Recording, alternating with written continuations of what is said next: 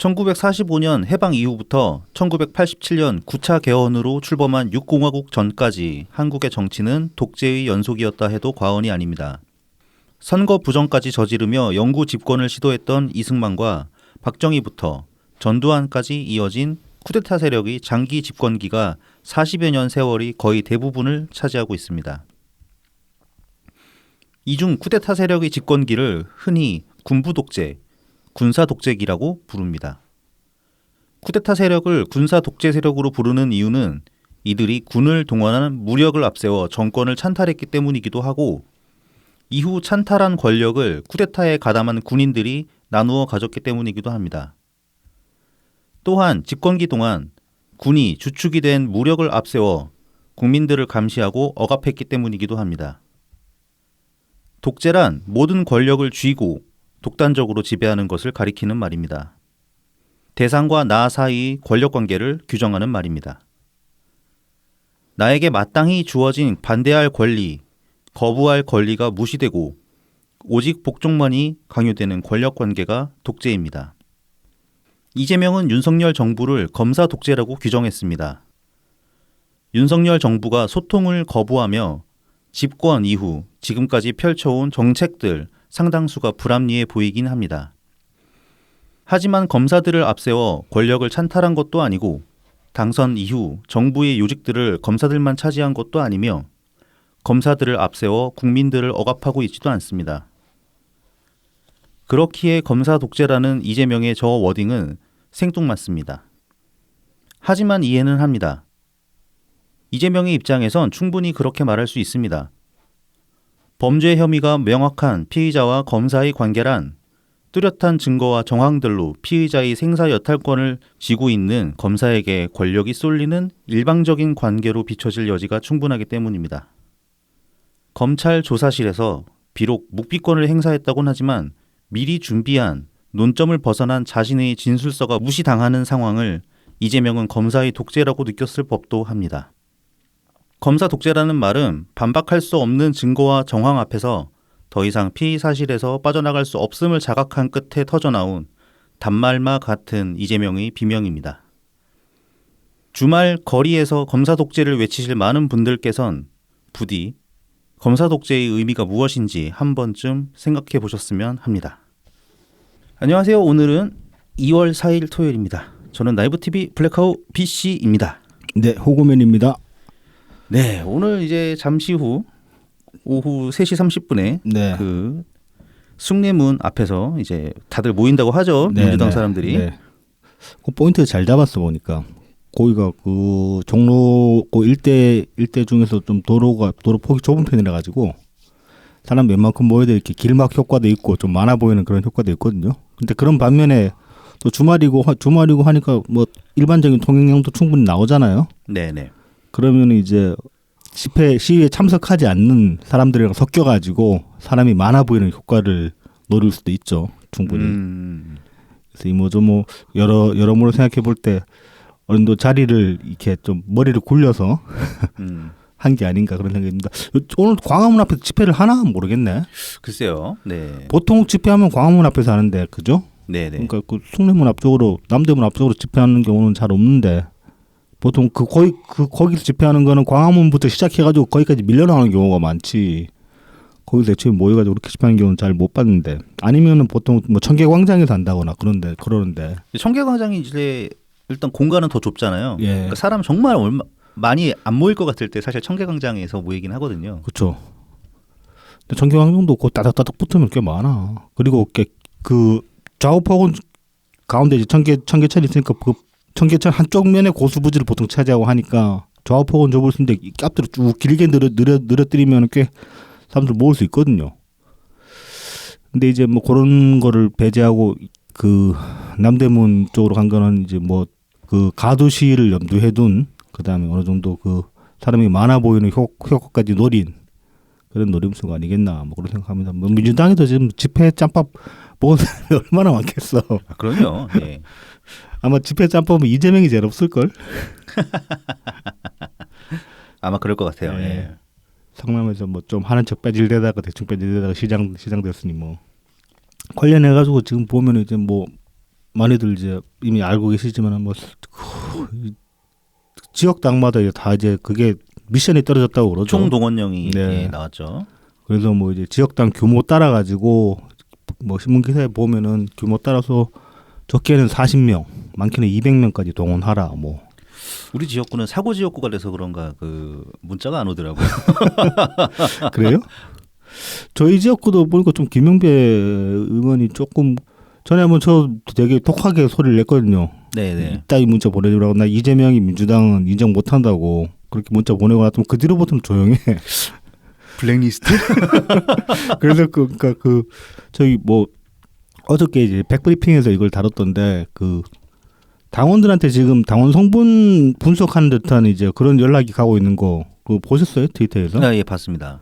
그 뭐 전화 당비를 안 내고 계신 분들 예. 대상으로 연락이 많이 온다고. 전화가 오는데 전화가 그 당 전화가 그러니까 일반 전화가 아니고 그 휴대폰으로 전화가 와요. 그러니까 스마트폰 그러니까 01 번호로 전화가 오는 거야. 네네네네. 그래서 이제 받아보면은 당일에면서 뭐 이제 뭐 당원 그 뭐 당원 재정비 사업 뭐 그런 거 한다고 아, 예, 뭐 그렇다고 그런 하죠. 명목으로 하면서 이제 그 말씀하신 것처럼 이제 당비 끄는 사람들 대상으로 지금 주로 전화하는 것 같은데 그러면서 뭐 당비 납부가 안 됐던데 뭐 어쩌고저쩌고 그러면서 보통 그러면 이제 당비 납부가 안 되는데 혹시 당비를 다시 납부하실 생각이 없냐라고 하든지 그렇게 이제 이야기가 흘러가야 되는데 어저께 이제 백브리핑에서 그 소개한 케이스 같은 경우는 이분이 이제 녹취를 따셨거든요. 근데 보니까 되게 네네. 정말로 이렇게 말씀을 잘하시는 분이야. 그래가지고 나 당비 이재명 이 당 대표는 그냥 당비 낼 생각 없다고 그렇게 딱 잘라 말씀하셨는데 그랬더니 뭐 이 사람이 버벅대더니만은 그럼 뭐 저기 탈당을 안 내드리고 그런 소리를 하는 거야. 네. 그리고 이제 그 어저께 백브리핑에 이렇게 그 녹취로 나온 분 외에도 보면은 뭐 저기 뭐 비슷하게 그렇게 얘기를 하니까 그 탈당 방법이랑 탈당 원서를 이렇게 문자로 보내는 사람도 문자로 보내는 경우도 있다고 하고 그게 이제 지금 그 이재명 경우가 장악한 지역구 지방 지역구에서 주로 그런 일들이 좀 일어난다고 하는데 애초에 그 전화 걸어온 사람도 보면은 그 뭐 자기 말로는 자기는 아르바이트래. 네. 아르바이트는 자원봉사래. 자원봉사래. 네네. 근데 보면은 말을 하는 것도 되게 엉성하고 그 교육 못 받은 자봉이라 치면 교육도 제대로 안 받은 자봉 같고 네네. 뭐 그게 자봉인지 그냥 뭐 이재명이나 아니면 그 지역구 의원 열성 지지자인지도 모르겠고 애초에 그런 전화를 또 자기 개인 전화로 그렇게 전화를 거는 건 어디 있습니까 세상에. 그러니까 말이죠. 뭐 말로는 이제 그 사무실에 전화기가 2대밖에 없어가지고 그럴 수밖에 없다 그러는데 웃기는 소리고 2대밖에 없으면 2대로 해야지. 그게 일단 이제 민주당 시스템을 보면 당비를 내면 권리당원, 그렇죠. 당비를 안 내면 일반 당원이잖아. 일반 당원이잖아요. 근데 그걸 왜 탈당하라고 그래. 예. 미쳤지. 그러니까 당연히 혹시 이제 당비를 내던 사람이 이제 안 내기 시작했으니까 네. 그냥 그 아까 말씀하셨던 대로 당비를 다시 내실 생각 없느냐 그냥 이 정도 확인하고 그까지는 확인할 수 있죠. 예, 네. 그런 건 할 수가 있죠. 뭐. 사실 근데 그것도 뭐 웃기는 얘기고 사실 당비 내거나 안 내거나 그건 자기가 알아서 할 일이지. 근데 이제 장사하는 입장에서 1,000원이라도 더 받고 싶은 그런 노력을 할 수는 있죠. 그리고 이제 대체로 보면은 그 지역 위원장들이 보면 탈당하겠다 그러면 말리지 한 명이라도 어떻게든 붙잡아야 되는데 누가 그 이재명 싫다고 그러니까 탈당하실랍니까 그런 식으로 얘기하는 경우가 세상에 있어요. 그러니까 뭐 저희로서는 처음 경험할 수밖에 없는 일인데 말이죠. 이게 뭐 일단 당에서는 그러니까 주기적으로 한 2년에서 3년에 한 번 정도씩 뭐 이런 재정비 작업을 할 필요가 있고 그 취지는 충분히 하는데, 공감합니다. 뭐 네. 예를 들어 가지고 이중당적이거나 아니면은 뭐 유령 당원도 있을 수 있으니까 그런 사람들 속아낼 필요는 있으니까 그렇게 확인 작업을 할 수는 있어요. 근데 그 과정들이 너무 좀 이상하고 그다음에 결정적으로 권당이었다가 이제 그러니까 당비 안 내고 이제 권당 자격을 박탈당한 사람들 대상으로 한다는 소리가 너무 말도 어이없는 소리를 하는 거죠 지금. 그렇죠. 그래서 이제 이게 그 많은 분들이 추측하시기는 이게 이제 그 당원 재정비 사업을 빙자한 당원 성분 좀 분류 작업이 아닌가 그렇게 이제 보시는 시각들이 있는데 뭐 충분히 공감합니다. 근데 그러면은 예를 들어 가지고 뭐 지역구에서 네. 그 지역 위에서 그렇게 그 충성당원이랑 그다음에 그 사람들 말로는 그 사람들 입장에서는 불순분자겠지. 불순분자를 이렇게 걸러낸다고 칩시다. 그러면은 그 지역 그 의원은 좋을 수도 있어요. 자기 다음에 경선 뛸 때 자기한테 우호적인 당원들만 그만큼 더 남길 수가 있을지도 모르니까. 근데 문제는 본선 경쟁력이란 말이지. 역시나. 그렇죠, 그렇죠. 그렇게 다 속아내고 나면 본선에서 어떻게 이길 건데 대체. 경선만 통과하면 다 되는 것 같나? 아직도. 자신 있나 보지. 그러니까 이번에 그 저기 뭐 지금 이재명 관련해서 계속 그 이번 주에도 되게 많은 막 이제 검찰발 뉴스들이 많이 쏟아졌잖아요. 보면 김성태 발 이야기들이 많이 나오고 주로. 네네. 보면 이제 정말로 그 대통령 다 된 것처럼 2021년부터 이미 그렇게 생각을 했는데 그때는 사실 그렇게 생각할 만도 했을 거예요. 경선만 통과하면 될 줄 알았겠지. 민주당 지지율 좋았고요. 뭐 대통령님 무엇보다 대통령님 네. 그 후광으로 확실하게 될 수 있었지. 근데 이제 참 그러고 보면 진짜 우리가 이제 엄청난 변수이긴 했어. 예측 못한 변수이긴 했어. 이재명이 저도 어젯밤에 대본 쓰다가 이제 좀 막혀가지고 옛날 대본 좀 찾아보고 그랬는데 보면은 막 한 작년 21년 한 초중반까지만 해도 그런 소리 공공연하게 하고 다녔단 말이죠. 그 본선 가가지고 본선 가면 그래도 결국 나 찍지 않겠냐 그런 식으로. 예, 그런 얘기 많이 했죠. 예, 이재명이. 예, 국힘 못 찍을 거다 그렇게 얘기를 했단 말이죠. 참 사람들을 이제 뭘로 보고 참 그렇게 쉽게 생각한 건지. 뭐 그래도 0.7% 차이니까 뭐 아주 약간의 차이죠. 아주 약간의 좀 근데 그게 더 짜릿하지 사실은. 우리는 아주 짜릿하고. 예. 얼마나 그쪽에서는 이게 안 되나 뭐 이럴 수도 있지. 얼마나 야구르겠어. 뭐 야구로 들어갈 수 없죠. 예. 실력이 그런 것을. 그러니까요. 아무튼 이제 그런 식으로 좀 이 널널하게 보는 선거를 아직까지도 널널하게 보는 경향이 있는 것 같아요. 그런 걸 보면은 뭐 민주당 발로 어떻게 될 수 있다고 생각하는 모양인지. 그러니까 너무 김어준을 믿는 거 아닌가. 좀 정신 차려야 될 텐데 이 사람들이. 지금 뭐 여론조사 상에서도 보면은 민주당 지지율 이렇게 보면은 사실은 거의 그 이재명 지지의 핵심 세력인 40대 네. 정도 연령대를 제외하면은 계속 그 축소되고 있는 지지율이 떨어지고 있는 분위기거든요. 네네. 네. 뭐 최근에 이 난방비 때문에 다시 또 윤석열 정부 지지율이 떨어지긴 했는데. 근데 그 떨어진 만큼 계속 못 먹고 있잖아. 네, 잘 못 먹죠. 예. 사람들이 그냥 막 꼴 보기 싫다 그러고 완전 등 돌려버리고 있는 거지. 네. 참 그래서 이 근거 없는 자신감은 어디서부터 나오는 것인가? 이 아니라면 참 대체 뭘 믿고 이렇게 아니라 할 수 있는 것인가? 그런 생각이 듭니다. 뭐 이제는 자신감을 떠나서 네. 그냥 달리 할 게 없었어 그냥. 아니 할 게 없다고 지금 뭐 저기 당비 안 내는 사람들로 탈당하려고 그딴 소리를 하나? 미쳐도 진짜 좀 곱게 미쳐야지. 뭐 옛날에 그 어디야? 옛날에 뭐 통합진보당이나 거기는 그렇게 될 줄 알고 뭐 그랬겠습니까? 아 그래도 그 통진당은 뭐랄까 그 사람들 애초부터 구성이 그렇게 된 사람들이라 가지고 좀 뭐 제가 당원 생활해보는 입장에서 네네. 지금 민주당이라는 거랑은 좀 그 내부 논리 어떤 그 프로세스가 그러니까 그렇게까지 내부 논리가 쌓이게 된 그 과정 자체가 좀 달라요. 보면은 결이 달라요. 그래서 네네네. 뭐라고 이건 좀 정리를 해서 나중에 설명할 수 있으면 설명해야 될 것 같은데. 어쨌든 뭐 민주당은 처음부터 이랬던 집구석은 아니니까요. 그렇죠. 네. 네.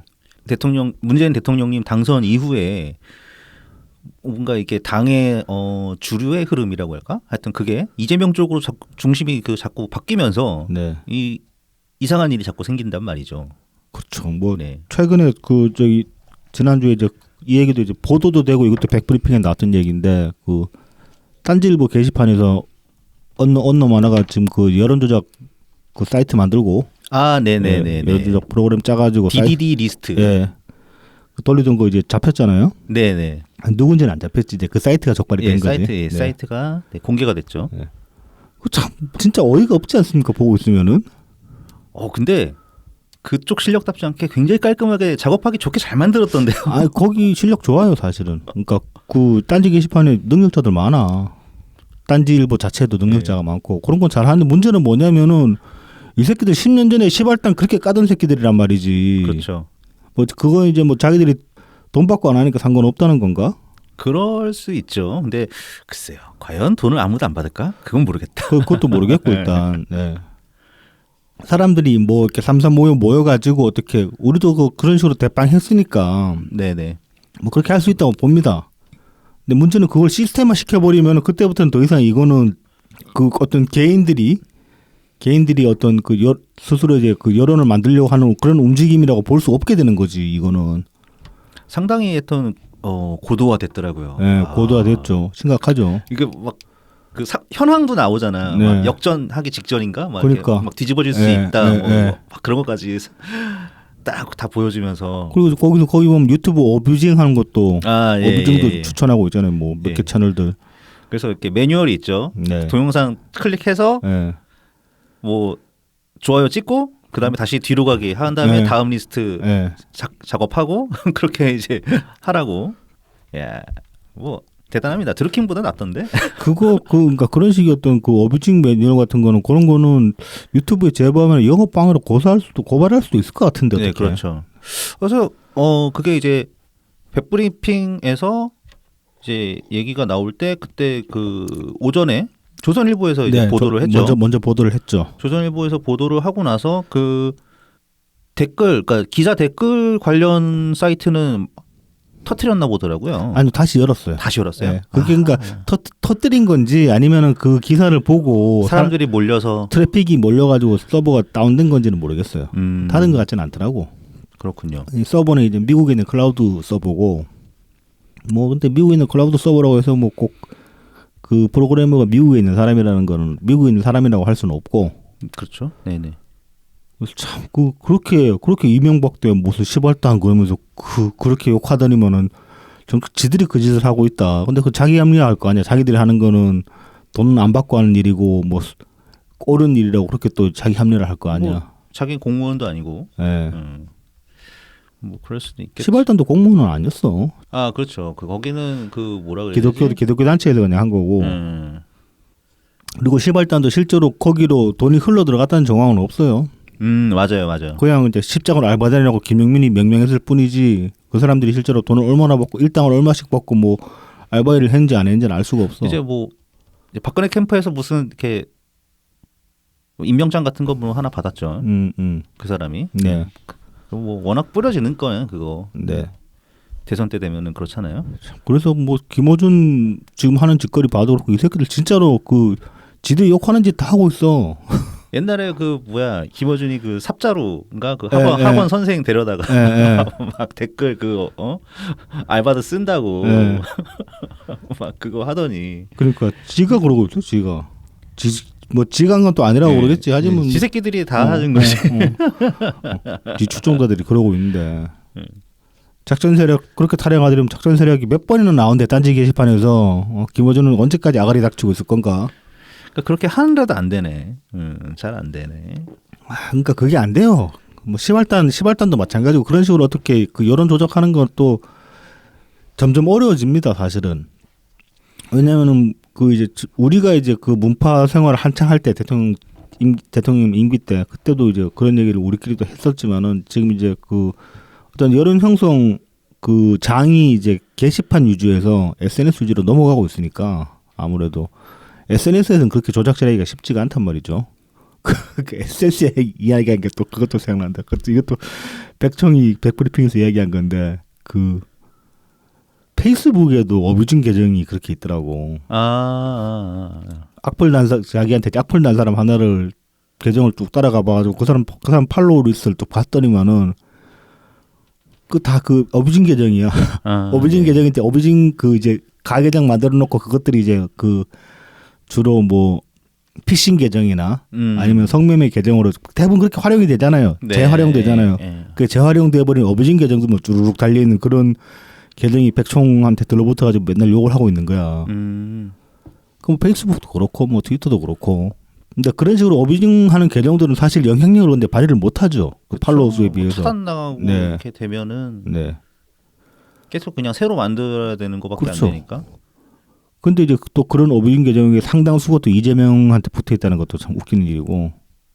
그래서 그 백총은 이제 그 얘기를 합니다. 그런 것들을 보면은 결국은 개딸은 다 호상이다. 뭐 근데 이제 저희는 이제 뭐 지금까지 말씀드렸던 것처럼 뭐 여론조사 결과를 봐도 완전히 허상이라고 할 수는 없다. 네네네. 근데 다만 온라인에서 보이는 어떤 위세는 상당수는 과장돼 있다고 말을 할 수는 있죠, 충분히. 그렇죠, 그렇죠. 네, 그렇습니다. 네, 과연 2시간 뒤에 몇 명이 운집해 있을지 저희는 기대가 됩니다. 네. 녹음이 끝나고 한번 확인해 보도록 저희가 하겠습니다. 지금 이제 토요일 1시에 녹음을 시작했는데 그래서 지금 남대문이 얼마나 올지 좀 궁금하긴 합니다. 네, 그러면은 저희는 이제 저희를 도와주신 고마운 분들 소개해드리고 본 내용으로 들어가겠습니다. 후원 계좌를 통해서 친절한 이순씨님, 17세 소녀 누피맘님, 달타냥님, 트친 S님 후원해 주셨습니다. 네, 감사합니다. 감사합니다. 그리고 제공입니다. 웰컴퓨터입니다. 부산 사하구 괴정로 221 사시장 복개로 입구에 있습니다. 070-8742-9595 051-271-0066입니다. 트위터에서 웰컴퓨터, 인스타그램, 페이스북, 네이버 블로그에서 웰컴퓨터 골뱅이 AIRSEE 숫자 12를 검색해 주시면 됩니다. 카카오톡 오픈 톡방도 있다고 합니다. 네, 각 SNS 계정으로 들어가시면은 요 오픈 톡방 그 링크가 띄어져 있으니까 활용하시면 되겠습니다. 네네. 그렇게 들어가시면 되고요. 예. 2009년부터 여러분들과 함께하고 있습니다. 오랜 조립 경험을 바탕으로 가장 적절한 부품을 구성해서 조립해드립니다. AS나 고장 수리는 원격으로도 가능하니까요. 문의 많이 주시기 바랍니다.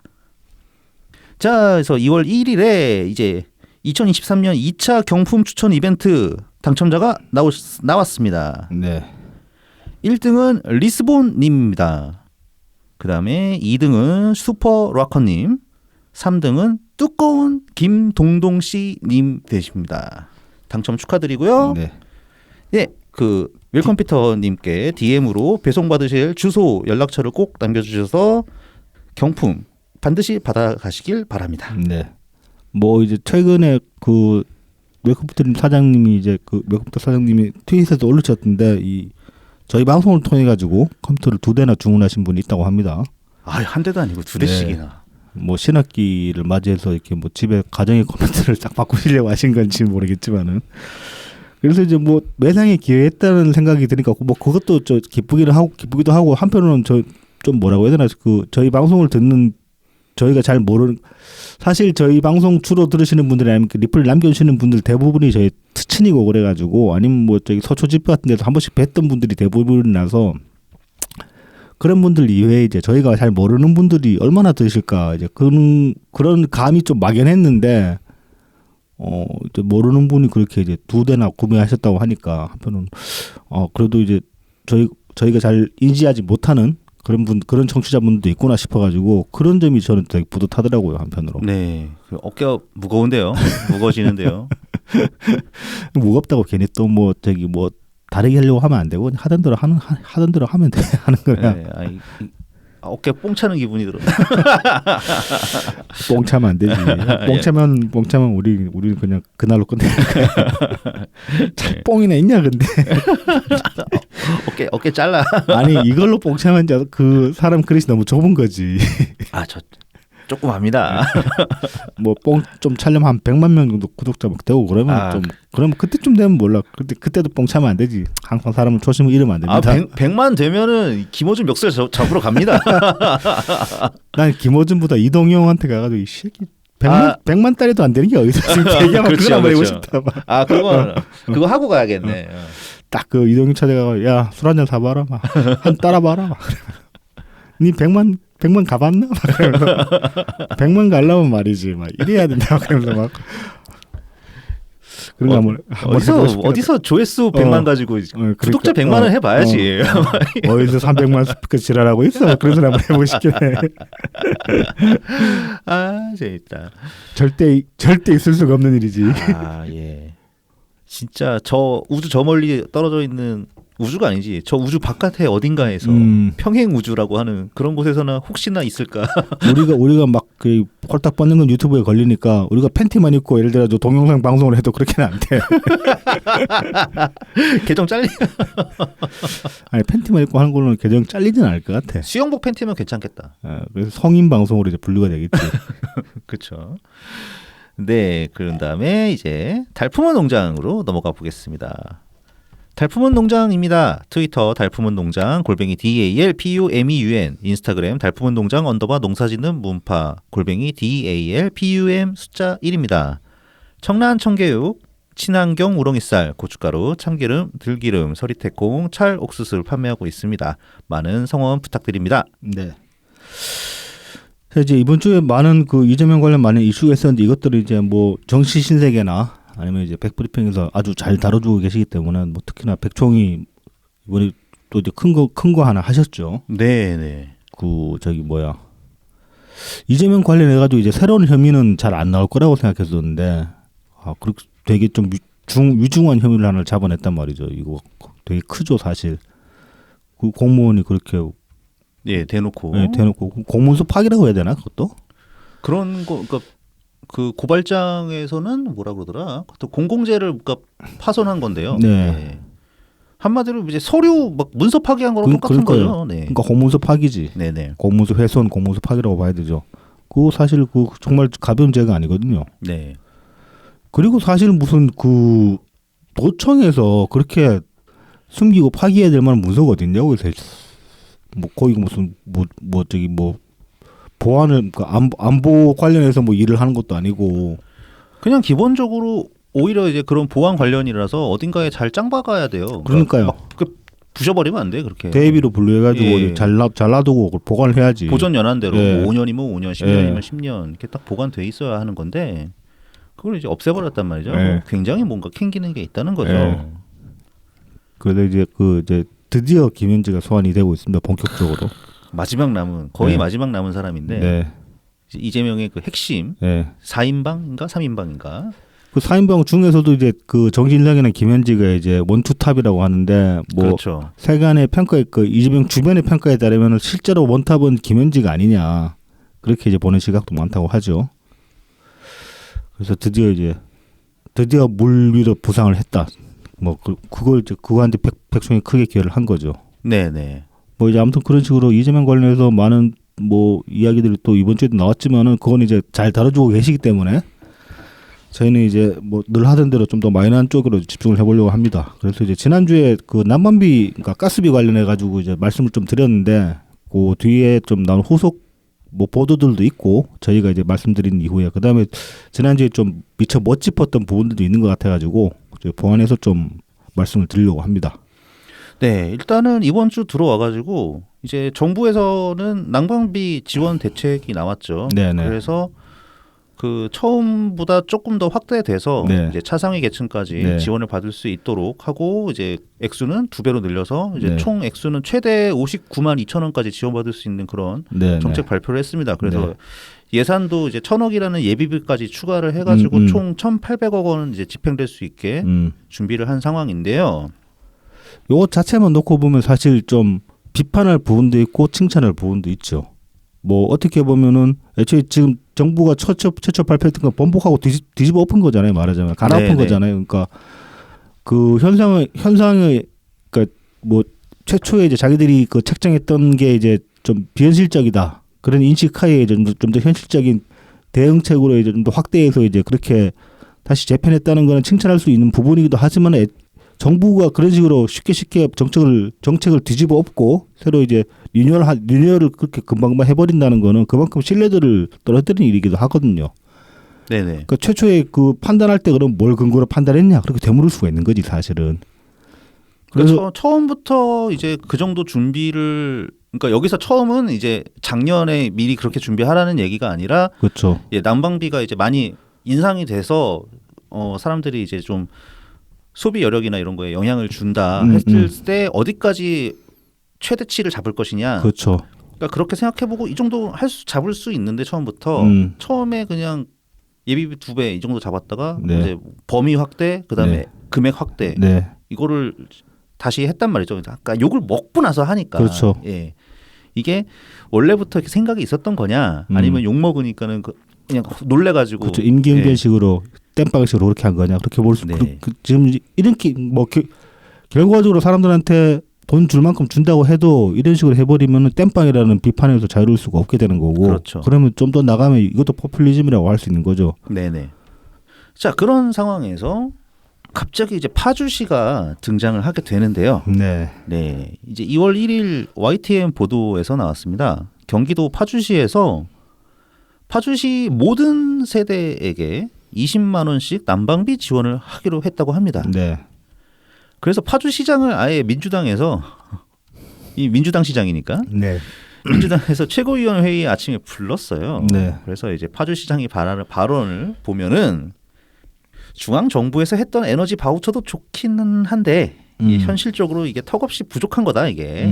그래서 우리 파주시는 전 세대가 지원받을 수 있게 20만 원씩 지원하기로 했다. 네. 이럽니다. 네. 그래서 그거를 이제 이재명이 받습니다. 네. 기초 지방 정부조차도 가구당 20만 원을 지원할 수 있을 만큼 마음 먹으면 얼마든지 서민에 대한 난방비 지원이 가능하다. 그래서 기초 정부보다 더 큰 뭐 광역 자체 아유 이 놈이 용어 정말 더럽게 사용해가지고 입에 안 붙지. 기초정보 그러니까. 기초 정부가 어딨어 이씨. 그러니까 짜증나게. 네. 아,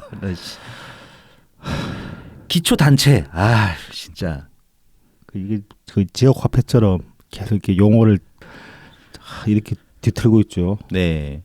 어쨌든 그 기초 단체보다 더 큰 광역 단체나 중앙 정부에서는 왜 안 하냐? 국민들의 고통을 조금이라도 공감한다면은 난방비 지원 이렇게 파주시처럼 해라.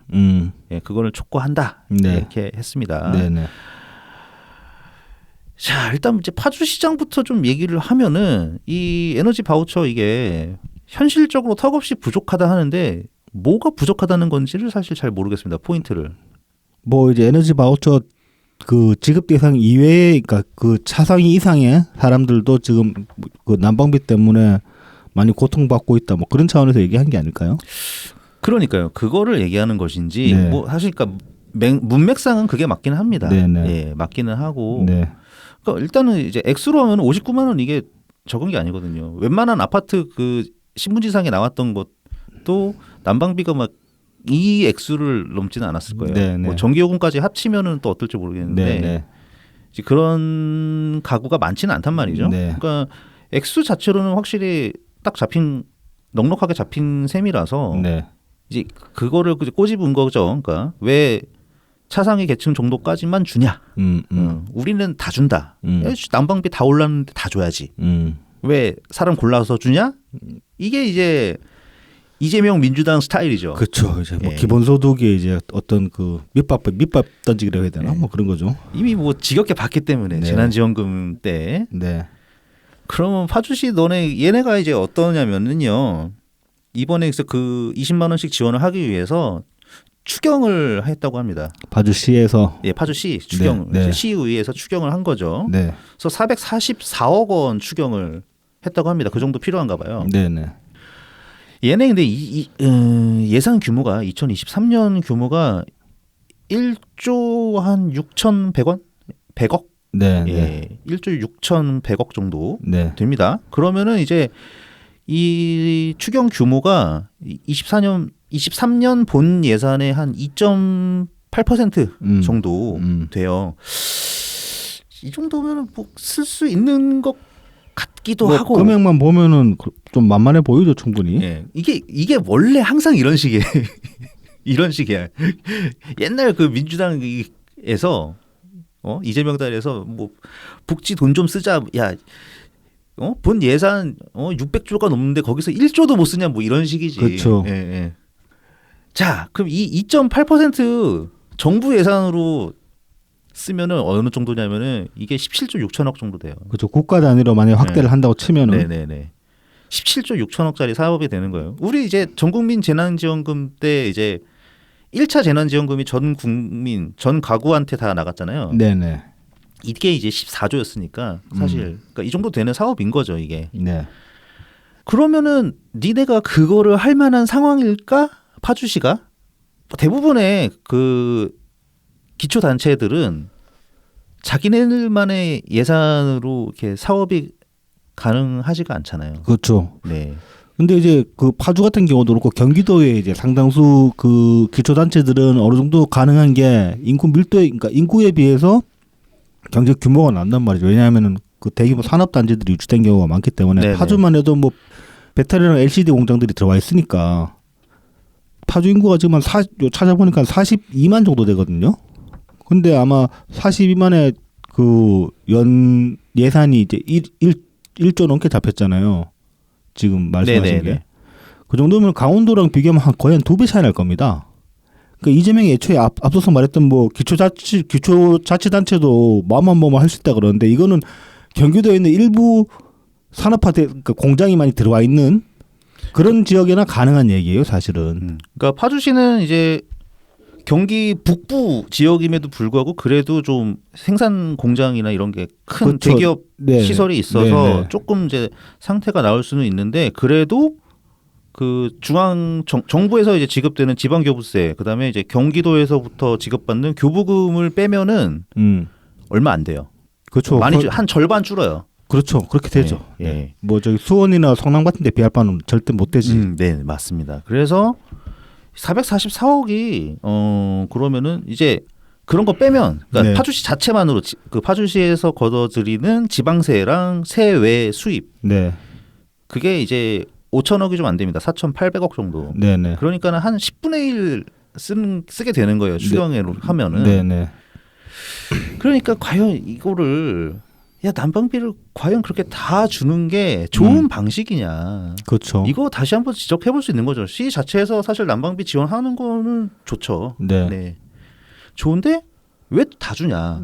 그리고 그러면은 이런 것도 있잖아요. 정부에서 기초생활 지원 받는 계층하고 그다음에 차상위 계층은 지원을 해주잖아. 네. 차라리 그러면 그거 빼고 그 위만 하던가. 그렇죠. 뭐 그렇게 할 수도 있죠. 근데 뭐 왜 그냥 다 뿌려 왜? 그 저기 3차 재난지원금 지급할 때 70%였나 그랬죠. 3차 88%. 88%. 원래 80%로 잡았는데 네네. 민주당에서 그 난리 피워가지고 8%더 들어갔죠. 그러니까 뭐 그런 식으로 선별을 지급하는 그 어떤 데이터들이 쌓여 있잖아요. 그럼 그 데이터들을 기반으로 해가지고 아까 말씀하셨다시피 차상위까지는 일단 정부 지원금 나가니까 차상위 이상의 계층들 중에서 이제 뭐 그 88%에 해당되는 그 사람들만 지급을 한다든지 그런 식으로 할 수도 있는 거고 굳이 다 뿌릴 필요는 없지 사실. 네네. 서민 대상으로 지급이 된다고 해도 사실 파주시 입장에서는 중복 지원이 될 수도 있어서 약간 네. 예산의 낭비적인 성격도 들어갈 수는 있어요. 네네. 어차피 그냥 현금이잖아 이게. 네. 뭔가 뭐 시설을 고쳐주거나 그러는 것도 아니고. 그렇죠. 네. 그러니까 이게 굳이 이럴 것까지는 없거든요. 그리고 파주 같은 경우에 지금 또 이제 간과하면 안 될 게 지금 그 LCD 공장이랑 아까 말씀드린 그런 뭐 반도체 공장들이 들어와 있잖아요. 네네. 그러면은 그쪽에서 근무하는 인원들 뭐 한 3분의 2 이상일 거야. 아마 그 사람들은 대부분 기숙사 생활을 합니다. 근데 이 사람들한테 20만 원씩 들어갈 거 아니에요, 똑같이 두당. 그러면 이거는 난방비 지급이라고 상관없는 그 사람들 그냥 꽁돈이 되는 거야. 그러네요. 예. 그러니까 선별해서 지원을 하고 이제 선별해서 지원하면서 몰아서 준다 그러면 훨씬 그 필요한 곳에 적재적소에 돈을 줄 수도 있는데 이런 식으로 뿌려버리는 거는 낭비죠 어떻게 보면은. 이게 이제 파주시는 그 파주시장이 민주당 최고위원회에서 우리는 보편적으로 지급하기로 정했다. 네. 예. 이렇게 하는데 이게 재난지원금 때도 저희가 참 그 이재명이나 민주당을 지적하면서 얘기했던 거지만 이거는 이제 보편적인 게 아니라 그냥 기준이 없는 거예요. 그렇죠. 그냥 막 주는 거지. 네. 답답합니다. 그러니까 이게 보편적 복지를 얘네는 아직도 모르는 거예요. 보편적 복지가. 예전에 이제 이상희 교수님께서 여러 번 아주 정리를 해주셨지만 네. 보편적 복지라는 거는 필요한 사람들한테 충분히 지원하는 것. 그렇죠. 이게 보편적 복지잖아요. 그 보편성이라는 거는 뭐 다 모두한테 다 주는 게 아니라 누구나 그런 처지가 되면 받을 수 있는 게 보편성이라는 거죠. 그렇죠, 그렇죠. 그러니까 이거를 받을 만한 이벤트가 발생해야 되는 네. 거고 발생했을 때 그 피해를 최소화시킬 수 있게끔 충분하게 그렇죠. 지원해 준다. 뭐 이를테면 뭐 삼성이 쫄딱 망해가지고 이재용이 폐지 죽게 되면은 이재용도 기초수급 받을 수 있는 거. 그게 보편적 복지라는 얘기죠. 그렇죠, 그렇죠. 해서 이게 어느 정도냐? 가계 동향 조사 결과를 보면은 네, 이게 이제 지출 각 가구당 지출이 어느 정도 나오긴 되는데요. 네네. 1분위가 이제 하위 20%라고 생각하면 돼요. 그럼 네네. 차상위 계층 일부가 포함되어 있는 네네. 차상위 계층은 이제 보통 우리가 중위 소득의 50% 아니면은 하위 25% 정도 이렇게 얘기를 하거든요. 네네. 그러니까는 차상위 계층의 상당수가 포함되어 있는 숫자라고 하면 생각하시면 됩니다. 네. 그 이분들이 이제 소비를 하시게 되는 게 가처분 소득이 이제 처분 가능한 쓸 수 있는 돈이 67만 뭐 한 7천 원 정도. 그러니까 1인당이죠, 이거는. 네, 네. 네. 1인당. 네. 아니면 이거 가구로 보셔도 될 거예요. 가구로 보셔도 되고. 그래서 67만 원 정도 되는데 거기서 이제 1분기가 1, 2, 3월이니까 좀 추울 때거든요. 네. 이때 이제 연료비에 사용하게 되는 게 8만 9천 원, 거의 9만 원 정도 돈이 됩니다. 네. 그래서 연료비 차지하는 비중이 13.3% 정도 돼요. 네. 네. 그렇게 되는데 전체 가구 전체 평균 있잖아요. 네네. 그러니까는 이제 2분위, 3분위, 4분위, 5분위까지 거기서는 이게 연료비 비중이 3.6%밖에 안 돼요. 네. 그러니까는 2분위, 3분위, 4분위, 5분위 갈수록 연료비가 차지하는 비중이 급격히 줄어든다는. 그거 이제 뭐 기후 따라 그렇게 가는 거니까 당연히 그럴 수밖에 없죠. 네네. 그러니까는 피해는 1분위에서 큰 거지 사실 그 위의 계층에서는 난방비에 의한 피해가 그렇게 크지 않는 거예요. 상대적으로. 네. 네. 그러니까 그냥 단순한 거죠. 좀 더 소득이 있는 사람들은 난방비가 이렇게 올랐어도 사실은 감당할 수 있는 사람들이 훨씬 많다. 네, 이렇게 되는 겁니다. 그래서 이제 정부가 59만 2천 원까지 지원을 하는데 여기 보면 나오잖아. 8만 9,787원이에요. 이게 9만 원이야. 근데 지원받을 수 있는 거는 최대 59만 원이에요. 네. 그러면은 이따가 이제 얘기를 하겠지만 이게 시스템을 잘 좀 보완을 하면은 가스 요금에서도 에너지 바우처를 사용할 수 있고 네. 거기다 전기 요금까지 해결을 할 수도 있다고요. 네. 지금은 잘 안 되고 있지만 네. 이따가 다시 한번 짚어드릴 건데요. 그러니까 굳이 파주시에서 뭐 20만 원 썼다고 자랑할 필요가 없는 거야. 헛돈 쓰는 걸 수도 있어요, 이거. 상당히 헛돈, 그러니까 예. 그 재원을 낭비하는 그 경향이 있죠. 그리고 이것도 지역 상품권으로 준다며. 네, 뭐 그렇다죠. 바우처도 네. 아니고 네. 에너지 바우처도 아니고. 에너지 바우처는 이제 정부에서 하니까. 네. 그러니까는 이건 뭐냐? 그냥 최근에 좀 안 좋은 일 겪으셨더라고요. 20만 원이요.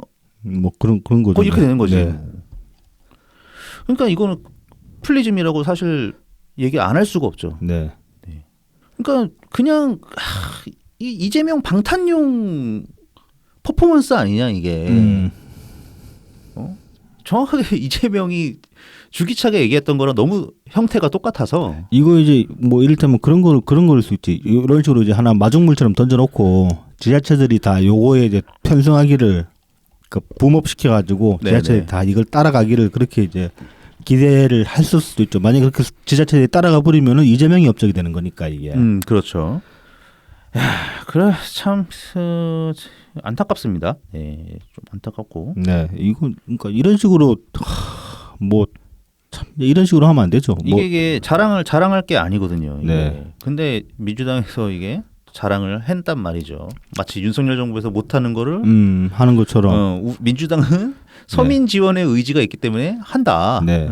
이런 이미지를 여기에 대한 사람들의 반응이 얼마나 있을지는 모르겠는데요. 뭐 분명히 지금 보면 이제 사각이 있긴 합니다. 그 얼마 전에 이제 기사도 나왔지만은. 자, 그러면 이제 민주당 아니면은 그 기초단체장들이 해야 되는 것은 과연 무엇인가? 경향신문에서 2월 1일 날 보도를 했는데 단독 보도입니다. 네. 제목이 요금을 못 내서 가스 끊긴 집만 2만 6천 가구 네. 곳곳에 사각지대 네. 이런 제목의 보도입니다. 네. 네.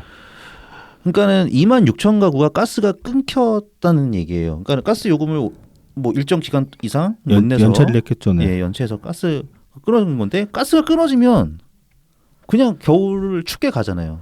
그렇죠. 더 이상 내일 앞에 안 낸 거에다가 그거 요금은 있겠지만 가스를 안 쓰니까 일단 뭐 에너지 바이처로 내야 될 요금 자체가 안 생긴 거야. 가스를 못 썼으니까. 근데 어쨌든 사정이 있는 집은 이렇게 가스 끊기는 것을 잠시 유예해주는 제도가 있다고 합니다. 네, 근데 네. 이 2만 6천 가구는 그 제도를 알지 못해가지고 네. 그러니까 신청을 해야지 이게 안 끊어지는데 네. 신청을 못해서 네. 그냥 이제 가스가 끊어진 거예요. 이런 거 이제 안내를 해줘야 되는 거지. 안내를 말하자면. 해줘야죠. 네. 사실 이런 게 사실 기초단체에서 해야 되는 거거든요. 그렇죠. 네. 기초단체가 사실 그 사람 몸으로 치면은 모세혈관 실핏줄 같은 거 아닙니까? 중앙정부 공무원은 사실 중앙에서 해야 되는 일을 해야 되잖아요. 네.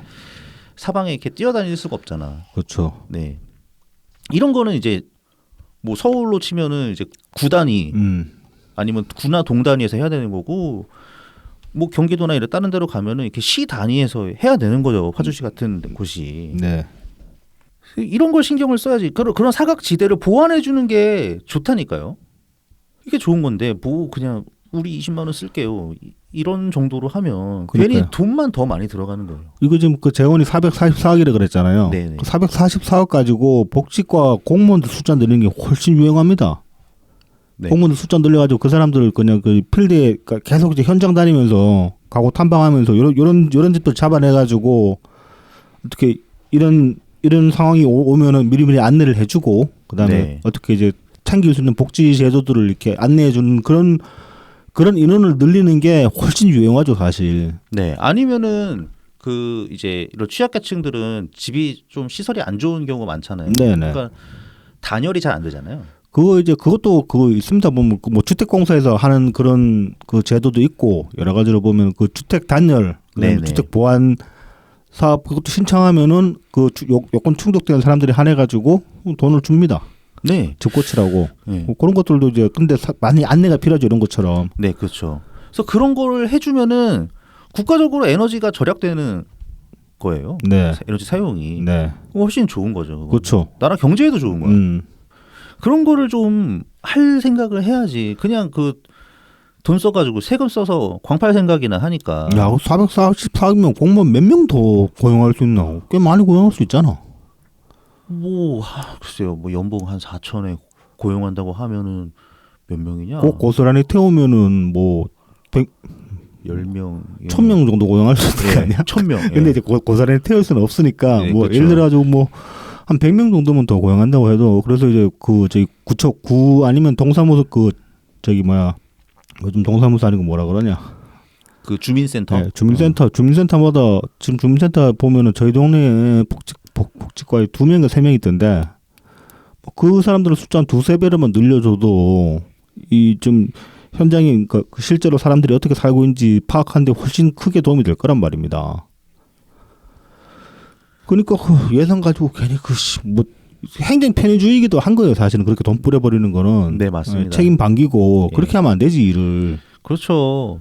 우리나라 정도 되는 행정 시스템을 가지고 있는 나라에서 우리나라는 사실로 행정하기 되게 편한 나라예요. 그렇죠. 그 이놈의 주민등록번호가 있어가지고 뭐 인구 밀도도 높고 일단 아, 그렇죠. 그다음에 개인들이 다 그렇게 주민등록번호 다 파악도 잘 돼 있고 그렇기 때문에 조금만 더 신경 쓰고 조금만 더 인원 보강하고 하면은 선별적으로 정말 맞춤형으로 그렇게 복지를 굴리기에 좋은 인프라가 갖춰져 있는 나라란 말입니다. 근데 이거를 왜 무시하고 자꾸 기본소득식으로 하려고 하냐고. 그러니까 말입니다. 자, 그다음에 이제 뭐 이거 이제 소개해드릴 내용은 민주당에서 아니 사실 민주당뿐만이 아니죠. 국회에서 좀 신경을 써야 되는 문제일 거라고 생각이 드는데요. 네네. 이 에너지 바우처 자체에 좀 문제가 있습니다. 그러니까 에너지 바우처 복지를 받을 수 있으려면은 이제 소득 기준만 필요한 게 아니라 거기에 더해가지고 뭔가 특별한 기준에 만족을 시켜야 된다고 합니다. 그러니까 네. 예를 들어서 뭐 연세가 많거나 아니면은 영유아가 있거나 아니면 몸이 조금 불편하시다거나 네. 뭐 임산부거나 아니면 중증 질환자거나 희귀병 난치병 질환자거나 네. 중증 질환자거나 네. 한부모 가정이라던가 아니면은 뭐 소년소녀 가장이라던가 네네. 이런 어떤 세대 특성 기준까지 충족을 해야지 에너지 바우처를 받을 수 있다고 해요. 네네. 저도 처음 알았습니다. 네.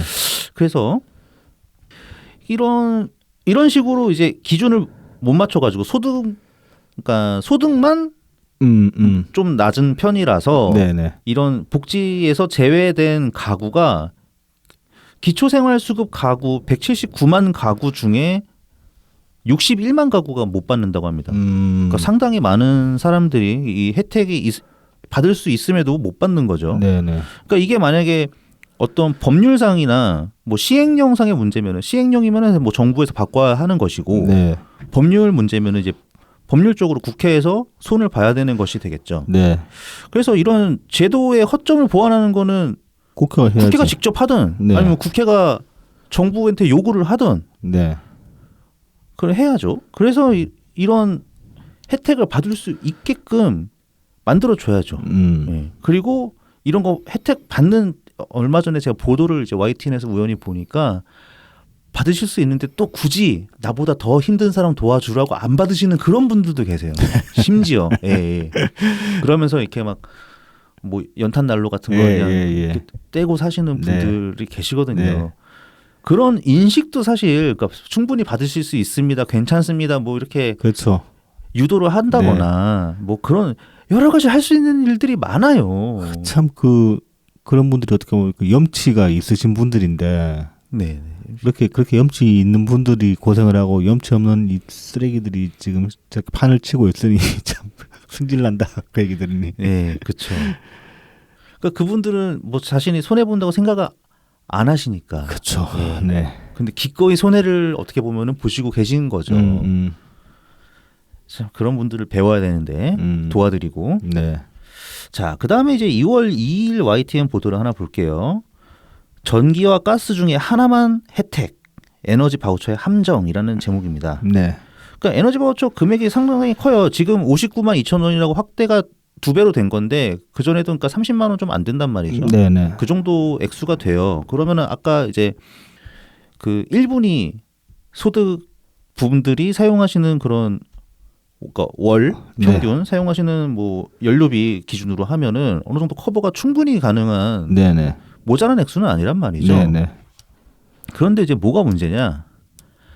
품목을 하나를 정해야 된대요. 그러니까 전기면 전기, 난방비면 난방비 이런 식으로 정해서 사용을 해야지 된다는 불편함이 있다고 합니다. 네. 그래서 그러니까 보통 전기라던가 도시가스라던가 아니면 지역 난방 이 세 가지 중에서 하나를 정해가지고 바우처로 살 수가 있다고 하는데 네. 이게 그러니까 제대로 혜택을 보려면은 중복해서 사용할 수 있게 해야 되죠. 그러니까 뭐 전기에 얼마, 그다음에 가스에 얼마, 뭐 그런 식으로 쓸 수 있게 이런 것도 보완할 수 있어야죠. 이게 근데 이제 시스템이 좀 달라서 그렇다고 합니다. 예를 들어서 전기는 한전이잖아요. 네. 근데 이제 가스, 도시가스 같은 경우는 또 지역마다 다 다르잖아. 그렇죠. 뭐 경기도는 삼천리, 뭐 서울은 또 뭐 어디 사업자, 소매 사업자가 다 좀 다르잖아요. 네. 그러니까 그게 그런 거 어떻게 보면 할 수 있을 것 같은데 그런 사업자가 다른 것 때문에 이게 하나로 통합이 잘 안 되는 통합이 거예요? 잘 안 된다고 하더라고요. 근데 네. 글쎄요, 뭐 의지를 갖고 하면 할 수 있지 않을까 생각은 드는데요. 네. 어쨌든 이런 거를 보완하는 것도 국회가 좀 이렇게 닥달해야죠. 그렇죠. 의회가 해야 되는 일이죠. 네. 이런 것들이. 이런 거 해. 보도 나오는데.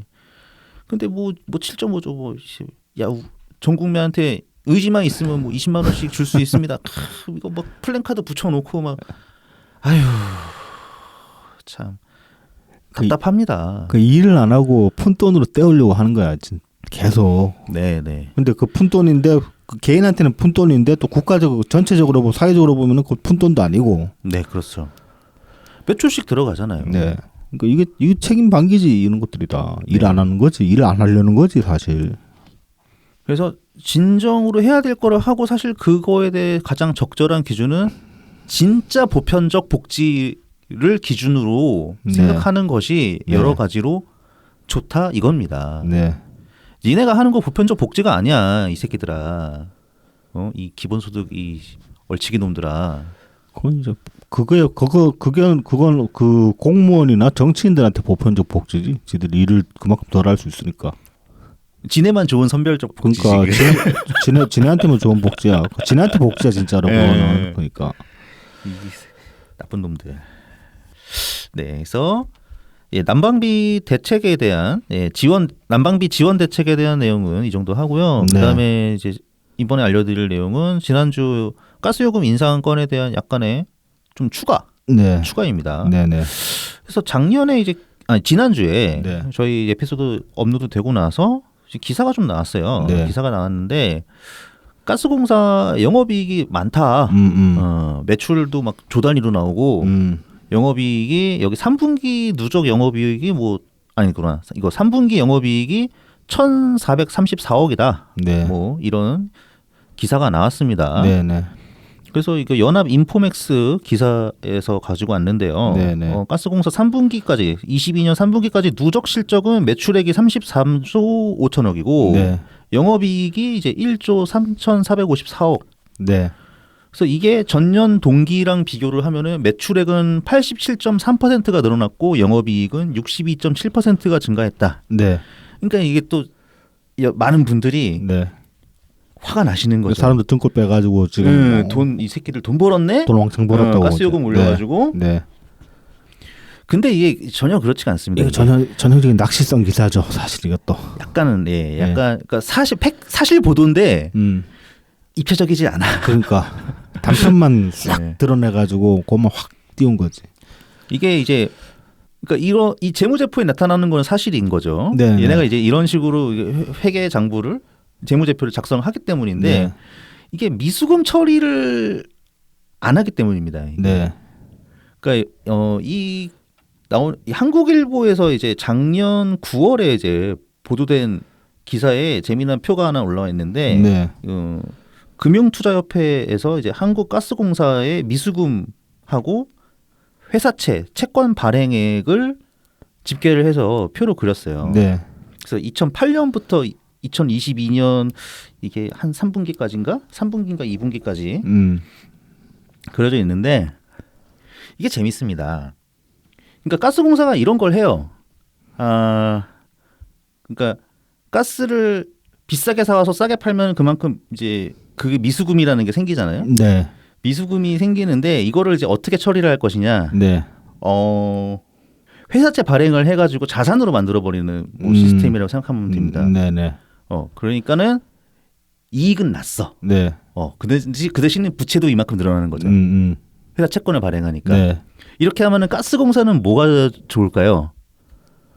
주주 배당을 하기 좋습니다. 어찌됐건 간에 이제 뭐 이익이 난 걸로 나오는 거니까. 네네. 그 주주 배당의 근거가 되는 거죠. 회사로 어찌됐건 돈은 많이 들어왔기 때문에. 네. 그러면 그거는 이제 정부한테도 가고 가스공사의 지분을 가지고 있는 아마 한전도 가지고 있던 건 그럴 겁니다. 네. 한전한테도 가고 네네. 뭐 그런 식이 됩니다. 네. 근데 좋은 게 아니죠. 그렇죠. 채권 발행한 거니까. 네네네. 특히나 지금 같은 시기에는 더 안 좋습니다. 네네. 네, 그거는 사실 인식을 하고 있는 것 같기는 하고요. 네. 지금 가스공사 부채 규모가 얼추 400% 넘는 것 같더라고요. 네. 자산에 그러니까 그 자본금 대비죠. 네. 400% 넘으니까 상당한 규모고 네. 여기서 더 발행하기 쉽지 않고요. 네. 이미 그러니까 400%가 넘기 때문에 그 매년 소화해야 되는 이자 비용만 7천억이 넘는다고 합니다. 그래서 여기서 더 늘어나기 힘들어요. 네, 네. 그 가스공사에서 회사채 한전이랑 똑같죠. 이 채권 발행 액수를 늘리려고 했는데 네. 가로막힌 거죠. 네. 그걸 발행해도 나름 뭐 가스공사가 가스공사 채권이 다 팔린다는 보장도 없고 지금 이제 그 회사채 이자가 높기도 하고 그러니까 못 받을 수도 있다 이런 생각을 들기 때문에 네. 그런 다음에 그거 발행되는 만큼 일반 회사채 네. 시장이 얼어붙죠. 그렇죠. 네. 그래서 힘들죠. 뭐 쉽게 발행할 뭐 내키는 발행할 수 있는 그런 건 아니지. 애초에. 네. 그리고 이제 이걸 보면은 다시 한번 우리가 그 지난주에 말씀드렸던 내용을 하나 다시 한번 확인할 수가 있는데 2008년이 이제 그 이명박 때부터잖아요. 네네. 그러니까는 이명박 정부 거의 시작할 때 가스공사 미수금이 3조 5천억인 상태로 시작을 했어요. 네. 그게 5조 5천억까지 올라갑니다. 네. 그런 다음에 이제 박근혜 정부가 들어서고서 이제 이 5조 5천억이 까여서 저는 2014년쯤에 가스요금이 대폭 인하가 돼가지고 그때 정도쯤에 미수금이 다 해결된 줄 알았는데 2017년에 해결이 되더라고요. 그 문재인 정부 출범 시기랑 거의 이제 네네. 맞물리네요. 네. 그때 이제 거의 미수금이 0으로 갑니다. 네. 그런 다음에 이제 다시 오른 거예요. 네. 그리고 여기 딱 보면은 가스공사 미수금이 다시 급격히 늘어나는 그 시기 네. 2021년이잖아요. 네. 그러니까 2021년부터 요금이 올랐어야 됐다고 그랬잖아요. 제가 지난주에. 네. 그게 거의 여기서 드러나는 거죠. 그렇죠. 코시국인 그런데 이제 코시국이라서 못 올렸고 그다음에 네, 그렇죠. 22년에 확 뛴 거는 이 푸틴 개새끼 때문에 그런 거고. 예, 그렇죠. 네. 하지만 여전히 코시국이기 때문에 급격하게 올리기 힘들었는데 이제 윤석열 정부 들어서면서부터 이제 점진적으로 올려가지고 올 겨울에 그렇게 세게까지 간 거지. 네, 그러니까 어쨌든 가스공사 미수금을 갚아 나가는 데는 근 10년 걸린 거죠. 네. 그때 네. 한 번의 이벤트로. 네. 그러니까 선택의 여지가 있는 거죠. 이거는 윤석열 윤석열 정부처럼 바로 딱 올릴 거냐, 지난주에 말씀드렸다시피 예, 네. 올리는 거냐, 아니면은 10년 동안 계속 그거를 나눠서 네. 갚을 것이냐. 근데 뭐 그 당장에 미치는 데미지를 보면 확실히 계속 나눠서 서서히 올려가는 게 맞는 것 같긴 합니다. 제가 보기에도. 그래서 이번에 뭐 인상 요인이 납득할 인상 요인이 있었다고는 하지만은 결과적으로 윤석열 정부가 내린 판단이 온당해 보이진 않습니다. 저도 지금 봐가지고는 저걸 뭐 그렇게 한 방에 올려버리면 진짜로 이거 폭탄 맞는 사람들이 수두룩한데 그 사람도 어떻게 감당하라고 그러냐. 그런 비판은 충분히 할 수 있는 거죠. 그리고 이제 이 38% 22년 동안 올렸는데 네. 이게 약간 뭐랄까 절묘하더라고요. 수입 가격이 그 2021년 6월 이전에 네. 한 4개월 정도 되는 시간 동안에 가스 요금 평균 가격이랑 네. 그다음에 6월 이후에 오르잖아요. 네네. 그만큼 문재인 정부에서 일단 인상된 폭이 있는 거고요. 그다음에 이제 윤석열 정부 들어오면서 22년에 오른 폭이 있는데 네. 딱 그 21년 후반기 기준에서 22년에 오른 기준이 그게 한 38% 되더라고요. 네. 평균 가격이. 네. 그러니까 딱 진짜 윤석열 정부에서만 오른 만큼 올린 거예요. 윤석열 정부에서는 거의. 네. 근데 이제 내리기가 힘든 거는 이 아직 남아 있는 미수금이 너무 세니까. 네. 미수금 8조 정도 되고. 네. 그다음에 문재인 정부 21년 하반기 때 올랐어야 되는 만큼이 아직 반영이 안 됐다. 그러니까 더 오를 수밖에 없는 거지. 네. 근데 이제 올리기는 쉽지 않을 것 같아요, 진짜. 지금 당장에 올리긴 네. 쉽지가 않지만 점진적으로 이제 오를 수밖에 없는 그런 네. 구조인 거죠, 지금으로서는. 일단 윤석열 정부는 지금 겨울이니까 1분기는 일단 넘어갔단 말이에요. 네. 1분기는 넘어가고 2분기 때 이제 더 올리겠다고 하는데 네. 어느 정도는 가능합니다. 어떤 면에서 가능하냐면은 2분기가 되면은 가스 사용량이 많이 내려가긴 해요. 네. 그래서 인상은 해도 사실 실제 데미지가 크게는 안 올 수는 있어요. 그래서 상당히 좀 덜 할 수는 있죠. 예, 덜 할 수는 있고 네. 그다음에 또 여름으로 접어들기 때문에 네네. 그래서 일반 주택은 뭐 그래도 좀 가능할 수는 있다. 그 대신에 겨울에 다시 내려오는 게 필요할 거고요. 네네. 그 대신에 힘든 거는 그쪽이죠. 산업용이죠. 일반 네. 산업용도 그렇고 산업용은 지금 뭐 반영하고 있으니까는 네. 그런데 일반용 요금이에요. 그러니까 식당 뭐 아니면 목욕탕, 네. 찜질방 네. 이런 곳들 네. 그런 곳들이 안 오르다가 그쪽도 지금 올라가고 있는 거거든요. 네네. 그래서 그분들은 사실 여름이라고 해서 덜 쓰는 게 아니거든요. 영업이니까. 그렇죠. 네. 그분들은 또 엄청 힘들 거예요. 그래서 일반 그 주택만 생각할 게 아니라 네. 사실 소상공인을 반드시 고려해야 됩니다. 그거 신경 써야 돼요. 네. 지금 정부도 그렇고 국회도 그렇고 가정만 생각한단 말이에요. 네네. 근데 소상공인 다시 한번 돌아봐야 됩니다. 네네. 지금 그분들 여름에도 그분들은 위기가 끝나지가 않아요. 그러니까 무슨 지역 상품권 같은 개소리 닥치고 소상공인 정말 위험해 이런 거나 체크해야지. 맨날 골목 상권 입으로만 처지끼면서 말이야. 그렇습니다. 네. 네. 우리가 그러니까 정말 신경 써야 될 게 많습니다. 정신 많죠. 똑바로 네. 차려야 됩니다. 네. 국회랑 정부랑 지금 뭐 이재명 가지고 왈가왈부하고 그거 한가한 겁니다. 그냥 그 검사랑 그 법원에서 알아서 하게 냅두십시오.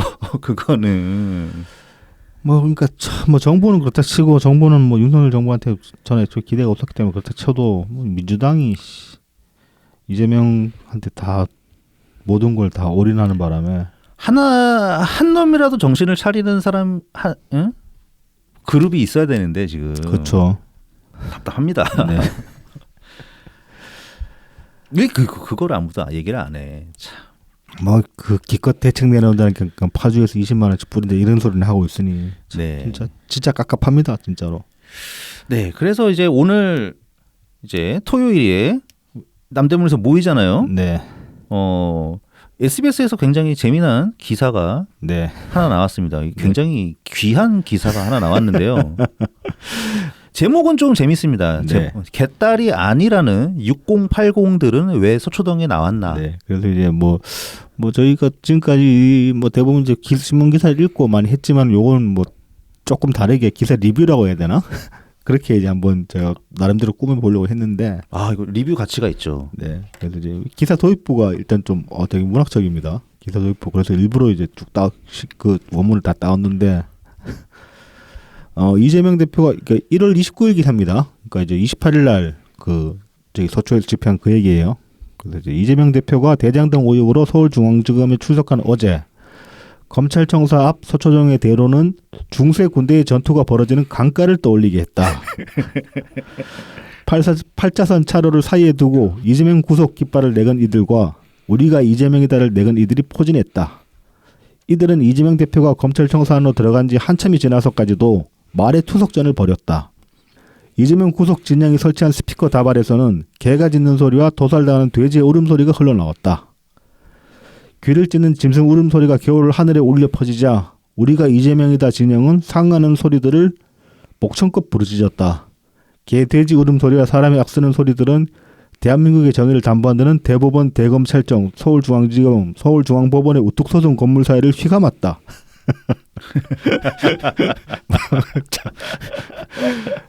개돼지 울음소리랑 참 섞인다고 하니까 참 좀 그렇다. 네, 굉장히 혼란스러웠을 네, 것 같아요. 진짜 아수라장이지 이거야말로. 묘사를 너무 잘했어. 네. 그래서 이제 뭐 그 뒤 이야기들은 보면 요 이제 실제로 인터뷰가 이제 네 분인데 이 기사에 나온 인터뷰가 네 분인데 요분들이 어떤 분들이냐면은 뭐 이 전위대들이 이제 막 서로 이제 막 악다구니하고 스피커로 소리 틀어대고 그러고 있는 와중에 그 앞쪽 그 시위대 앞쪽에서 이제 그렇게 싸우고 있는 사람들이 있는 와중에 뒤편에서 그냥 조용하게 피켓만 들고 있는 사람들이 있더라. 그래서 이제 그 사람들은 봤더니면은 뭐 이 기사가 좀 그래서 요 대목은 살짝 이제 좀 신빙성이 의심이 되는데 전위대 쪽이 20대에서 40대 개딸들이래. 근데 내 영상으로 봤을 땐 그렇진 않았거든. 그러니까 근데 전위대가 20대 40대라는 요 대목이 전 좀 납득이 안 갔어요. 아니 근데 그 사람들이 앞에 있는 사람들이 20대 40대라는 얘기까지는 안 가고 다만 그 뒤에 계셨던 분들이 그러니까 네. 일반적으로 말하는 개딸보다는 훨씬 나이가 들어 보였다. 뭐 그렇게 네. 그렇게 봐야 되는 거니까 내가 네. 잘못 읽은 거일 수도 있겠구나. 아무튼 그래서 이제 뭐 뒤에 그렇게 피켓 들고 계신 분들은 뭐 그러니까 일반적으로 말했던 그전에 봤던 2040 개딸보다는 훨씬 나이가 들어 보이는 사람들이었다.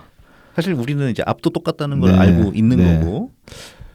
그리고 이제 기사에서 이어서 이제 그 묘사하기를 뭐 이재명이 지금까지 이제 30대 후반대의 지지도를 계속 보이는 거는 개딸들만으로는 설명하기 어려운 측면이 있고 그래서 이제 요 개딸들의 지지를 뒷받침하는 강성과 중도 사이에 그런 지지층들이 있지 않냐라는 이제 기자는 그런 이제 짐작을 했었고 그래서 이제 그 지금 요 시위에서 뒤에서 이렇게 조용히 피켓 만들고 있는 그분들이 그 강성과 중도 사이 어딘가에 있는 그런 사람들이 아닌가라고 해서 이제 인터뷰를 시도했다고 합니다.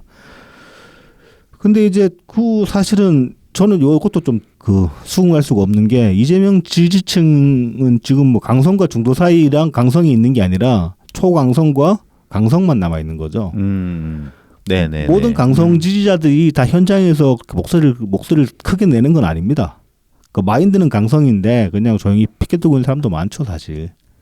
그 생각이랑 행동이 그러니까 행동이 생각에 따라주지 않는 사람들도 많기 때문에 공감합니다. 예. 예. 그래서 뭐 지금 사실 민주당에서 지금 남아 있는 사람들 대부분 강성이라고 봐야죠. 그 사람들이 전통적인 민주당 지지자든 아니면 새로 유입된 뭐 민주당 지지자든 간에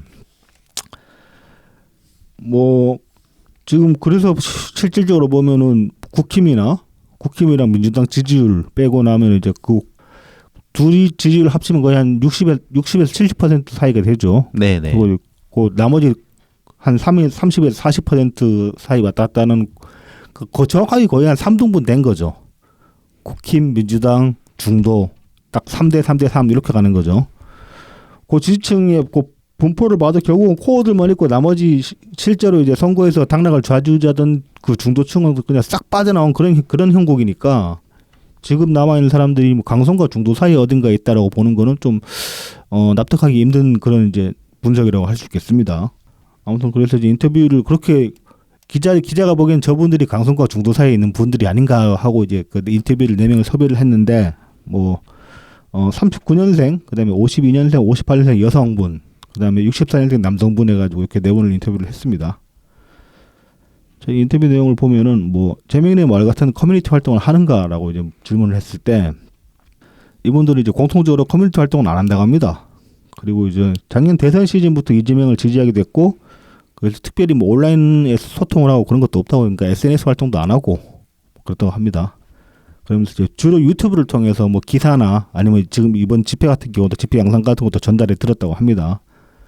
그래서 이제 인터뷰 중에 64년생 남성의 경우는 새벽 4시에 나가지고 뭐 아들내미 그러니까 이분 아드님이 이제 인터넷 쇼핑몰을 하시는데 그래서 이제 쇼핑몰 일 도와주고 쇼핑몰 한다고 해서 이제 옷 파는 일을 하는 거 구제 옷을 파나 봐요 쇼핑몰에서. 그래서 네네. 동묘에 이제 물건 떼주는데 아들을 내려주고 유튜브를 딱 켜니까 빨간아재 그러니까 이분이 빨간아재 구독자인가 봐. 네네.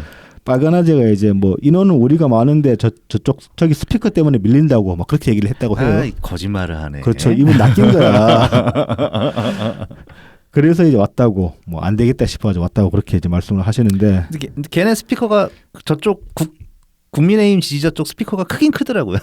근데 이쪽도 막 크레인에 매달아 놓고 됐고 근데 애초에 그 지난 28일 서초 집회 같은 경우는 쪽수가 달리네 만회할 그 규모도 못 됐잖아요, 솔직히. 경찰이 더 많았는데 뭐. 참 이분 참 안타깝게 낚이셨다. 네. 날도 추웠는데. 그리고 이제 그 이재명과 민주당에 대한 인식은 이제 어떠냐. 뭐 이제 전반적으로 이제 대답하신 분들이 대답들이 어땠냐면은 뭐 국힘보다 나은 정도라 생각하지 민주당에 대한 그런 특별한 애정은 없다고 합니다. 뭐 이제 이재명에 대한 지지만 있다 그렇게 이제 다들 말씀을 하시는데 이 중에 이제 58년생 여성분의 이제 대답을 들어보면은 현재는 민주당에도 80%가 일을 하지 않는 국회의원들이 많아요. 정치 국회의원들 그러니까 뭐 말하자면 그 뭐 이렇게 정치 자영업자 느낌으로 뭐 정략적인 그러니까 예, 자기 정치 생명을 이어가는데 이제 모든 것을 올인한 생계형 정치인들, 그렇죠. 생계형 정치인들이 대부분이 되지 그렇게 말씀을 그렇게 표현을 하시려고 한 것 같아요. 근데 이재명 후보님은 태생부터가 흙수저잖아요. 그죠? 학교도 제대로 안 나오고 그리고 전과 사범이 됐지만 그거는 다 시민들을 그 살기 좋게 하기 위해 인권으로 간 그런 거죠. 개인적인 뭐가 아니에요. 개인적인 범죄가 아니잖아요. 공익을 위해서 공무방해 이런 걸로 걸려 들어가신 거잖아요. 그거는 그래서 그거는 훈장이죠. 전과 사범이 훈장인 거죠. 아이고. 옛날 그거 생각나네. 그 다큐멘터리에 그 이명박 당선될 때 나왔던 네. 선거 운동원 하시는 분이었는데 그 MB가 알아서 다 해주실 거예요. MB가 알아서 다 해주실 거야. 네. 이 느낌이잖아. 너무 똑같다. 이거 딱 무지성적인 지지라고 할 수 있죠, 사실. 참 이놈의 그 공익을 위해 싸우다 감옥 뭐 전과를 별을 달았다. 이 담론은 참 진짜 이 담론에 이렇게 현혹되는 사람이 참 얼마나 많은지. 깝깝합니다. 그리고 이제 이분 그러니까 좀 보면은 이 처음에 이제 스스로를 자기들이 설명하기를 자기들은 온라인 활동도 안 하고 그냥 유튜브나 보는 정도다 그렇게 말씀을 하셨는데 자기들을 그렇게 자기 정체성을 그렇게 말씀을 하셨는데 정작 하시는 말씀을 요 기사를 따라가 보면은 그런 것 같지는 않아요. 단톡방 활동 정도는 하는 것 같아. 그러신가? 네. 아니면은 그 유튜버들의 말을 세뇌 수준으로 잘 기억하고 계셔서 그런 거 아닐까? 뭐 그럴 수도 있을지도 모르겠는데, 근데 아무튼 보면은 뭐 이어서 이제 하는 얘기가 조국 장관님, 정경심 교수님 가족이 조국 장관님 사모펀드 수사했지만 증거가 없지 않습니까? 그거 하나로 지금 투옥시키셔서 그 딸은 지금 대학교 자체가 날아간 거잖아요. 이재명 대표님도 10년 동안 400회 정도 2,000번 이상 조사하셨는데 돈 나올 증거가 없다고 저도 들었거든요. 그러면 억울한 거죠. 그래서 저는 정당 가입을 해본 적도 없는데 이재명 대표님이 너무 억울한 것 같아서 이재명 당대표님 지금 힘내라고 힘을 보태드리려 이것밖에 할 수가 없으니까 나왔다. 막 그렇게 얘기를 합니다. 야, 조사 10번은 받았어도 설 수 있었는데 2천 언제 2,000번이나 받았지? 이러면은 시정을 못 하는 거 아닙니까? 그러니까 이게 2,000일이면은 몇 년입니까? 이게 얼마나 지금 날조된 사실을 날조된 걸 사실처럼 알고 있는지 참 진짜 만약 이분을 제가 개인적으로 아는 분이면 어디서부터 설명을 해야 될지 참 막막할 것 같긴 해요. 이 수준이면은. 그렇죠. 예. 완전 진짜로 이건 뭐 한글 처음부터 다시 배워야 되는 그 수준인데 이래 버리면은 정경심 그러니까 조국이랑 뭐 조국 장관 좀 어저께 이제 1심 결과 나왔죠. 선고 나왔습니다. 1심 선고 나왔죠. 2년 나왔죠. 네네. 뭐 사모펀드 쪽은 많이 무죄가 된 것 같다 보이던데. 네네. 네. 그 아들 입시 비리 유죄 그렇죠. 인정받았고 그다음에 그 민정수석 감찰 네. 감찰 무마 네. 혐의 유죄 받아가지고 네. 징역 2년에 추징금 600만 원인가? 네네. 예. 그다음에 뭐 백원우 그때 민정비서관이었나? 그래서 그분도 징역 6개월인가 8개월 네. 받았습니다. 그러니까 그 저기 인터넷에 보면 그 뭐 SNS에 보면 이제 그런 분석 하신 분들이 있던데 그 조국 장관이 애초에 뭐 지금까지 나온 그 드러난 어떤 죄과에 비해서 형량이 세다. 정경심 교수도 마찬가지고 그렇게 보는 인식이 있고 그건 어느 정도 유의할 수 있는데 다만 그것들은 스스로 자초한 결과다. 왜냐하면은 재판 과정에서 조국 장관이나 정경심 교수나 마찬가지로 혐의들을 인정하고 형량을 다투는 식으로 재판을 끌고 간 게 아니라 애초에 혐의 자체를 부정을 해버렸기 때문에 그래서 좀 재판부에서도 그렇게 얘기하잖아요. 개전에 정의 없다고.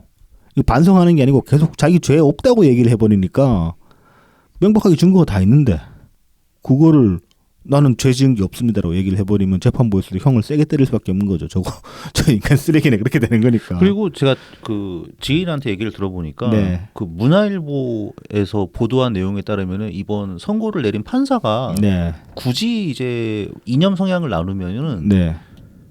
저 우리법 연구회 쪽 그쪽 판사라고 네, 하더라고요. 네. 그래서 봐준 게 2년이다.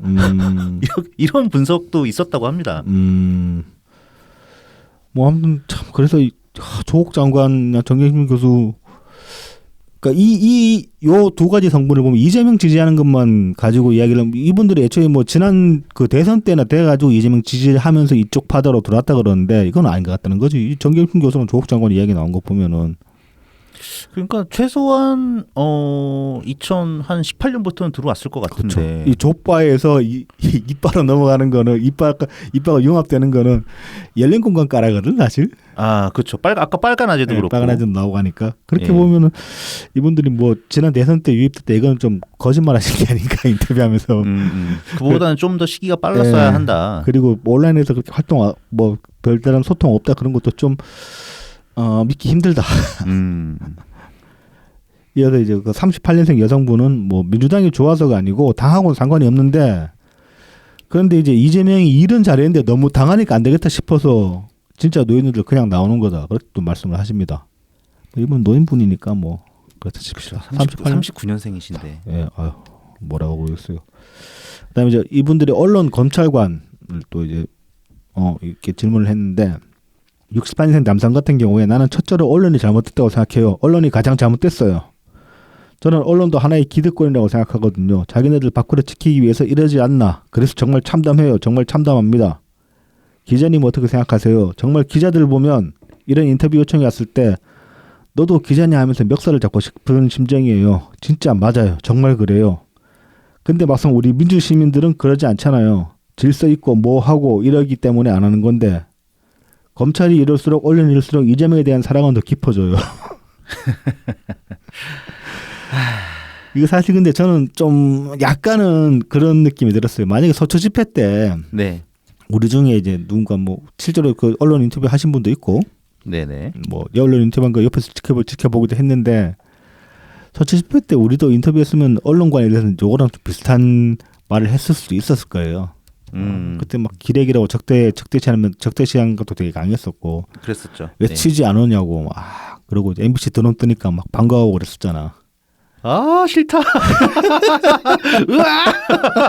고통스럽지. 청취자 들으시는 분들도 좀 괴로우시기를 바랍니다. 이게 다 우리의 업보입니다. 업보.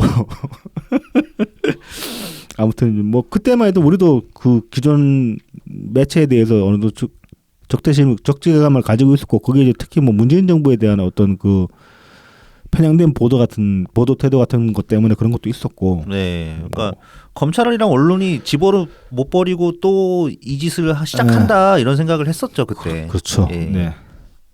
근데 뭐 그 대표적으로 그때 그 밤에 그 조국 청문회 할 때였나? 그때 보면 왜요 한 기자 같은 경우에 네네.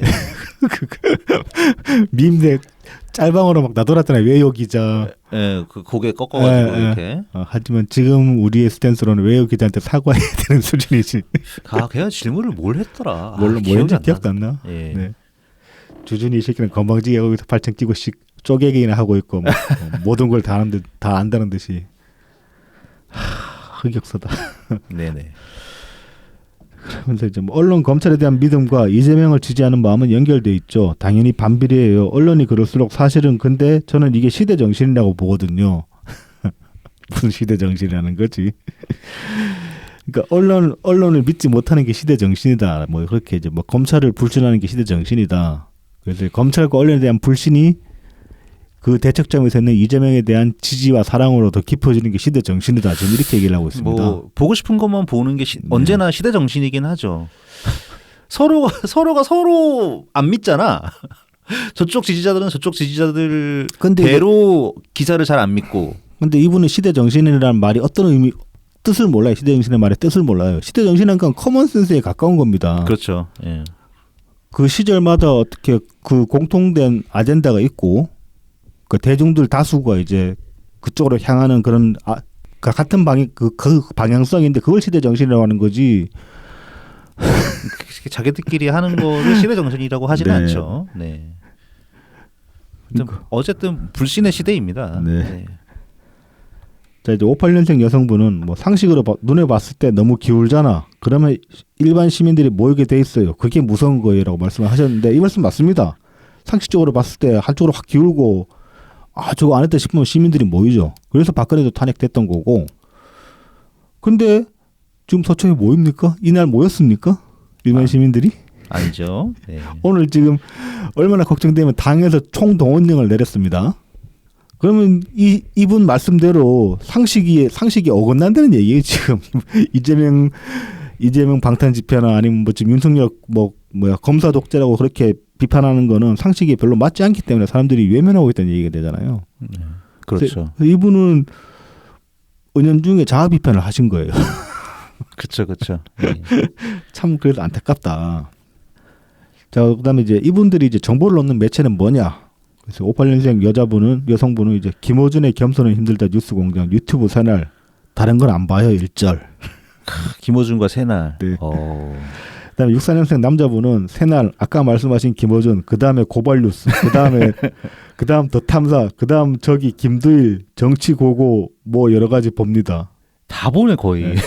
그러니까 이 기자가 지금 분석 잘못하고 있는 거야. 이 사람들이 강성과 중도 어딘가 있는 사람들 같아요.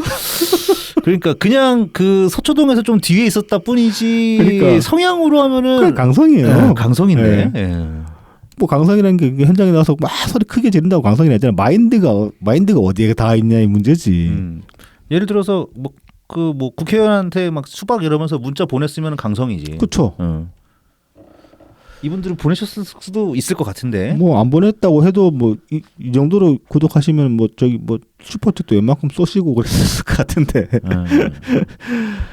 요 이제 기사에서 그 되게 좀 그 의미심장한 그 인용이 있어가지고 원래 이제 이 기사를 저희가 이제 다뤄보려고 했던 건데 이게 이제 정치적 부족주의라는 용어입니다.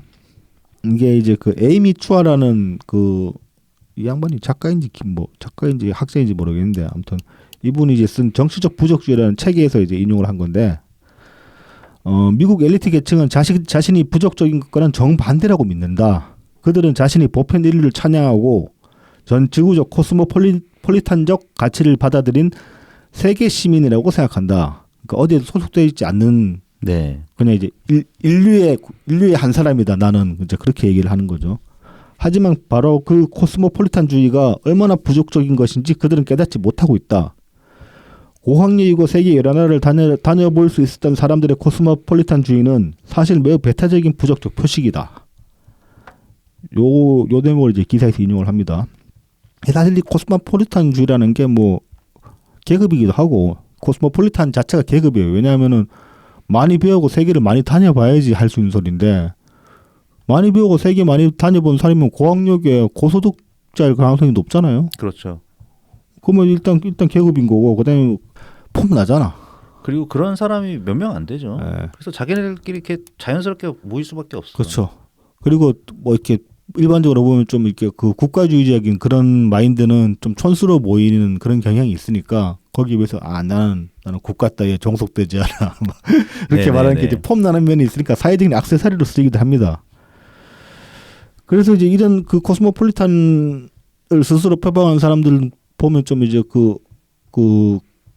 일반적인 국가주의적인 사람들을 뭐 계몽의 대상으로 좀 얕보는 깔보는 그런 경향도 있고. 네네. 그러니까 그게 깨는 시민이지 뭐. 그렇죠. 그게 시민이야. 그렇죠. 소위 말하는 깨시민이죠. 네. 내가 더 네. 남들보다 많이 안다라는 그런 거에서 출발하는 거죠. 그렇죠. 그리고 이제 어떤 진보적 액세서리 같은 걸 달고 다니는 사람들이라고 할 수도 있고. 그래서 이제 기자는 기사에서 이제 팬덤 정치로 편가르기가 일상이 되어버린 작금의 상황에서 이 팬덤들을 미개한 부정민으로 봐야 되는가 아니면은 그 지금 이 팬덤들을 이제 공론과 합리적 토론의 장으로 끌어내려야 된다고 외치는 그런 사람들을 부족으로 봐야 되는 부족주의자로 봐야 되는가 지금 이제 분간하기 어렵다고 합니다. 기자는 이제 혼란을 겪고 있다고 그렇게 얘기를 하는데 뭐 이제 이 부족주의 그러니까 좀 용어가 생소할 수 있는데 그냥 그런 거예요. 그냥 지금 사회가 이만큼 분화돼 버렸는데 이걸 누구 탓으로 돌려야 되니까 그러니까 누가 지금 주류가 누가 비주류인가 그걸 좀 구분을 못 하겠다는 거예요. 저 편갈라서 싸우고 있는 사람들이 주류인지 아니면은 여전히 이제 그러면 안 된다라고 말리는 어떻게 보면 중도나 관전자적 입장에서 말하는 사람들이 주류인지 이거를 기자는 분간하기 어려울 만큼 이제 지금 분화가 심해지고 있다 그렇게 얘기를 하고 있습니다. 뭐 그렇죠. 이제 지금 충분히 사회가 지금 그렇게 편가르기가 돼 버렸죠. 그리고 네. 이제 그렇게 편가르기가 되면 될수록 사회가 사회로서 작용하기가 어렵게 되죠.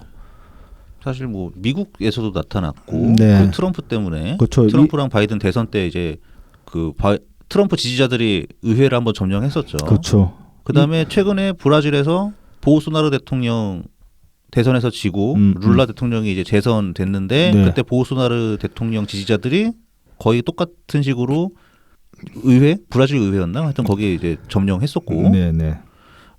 비슷한 일들이 세계에서 비슷한 일들이 곳곳에서 일어나고 있습니다. 사실 그래서 지금 우리나라에서 벌어지고 있는 일들도 뭐 특별한 것 같지는 않아요. 우리나라에서만 그런 거라고 생각은 안 드는데. 그렇죠. 다만 그냥 어디서 그런 일이 일어나든 간에 그런 갈등이 너무 심화되고 언제든지 물리적 충돌이 일어나도 이상하지 않은 그런 상황으로 흘러가는 거는 참 위험해 보이죠. 그리고 이제 아슬아슬하게 보이고 그런 것들이 이제 어떤 해외 사례로서 이미 이제 그 타산 지색으로 삼을 만한 그런 케이스들이 좀 시차를 두고 이제 먼저 일어났는데 그런 것들을 자기 어떤 정치적 자산 혹은 뭐 돈벌이 도구로 활용하는 몇몇 인간들 때문에 지금 우리나라는 인위적으로 저는 그 분열이나 분화가 인위적으로 조장되고 있다고 저는 그렇게 생각하거든요. 네네.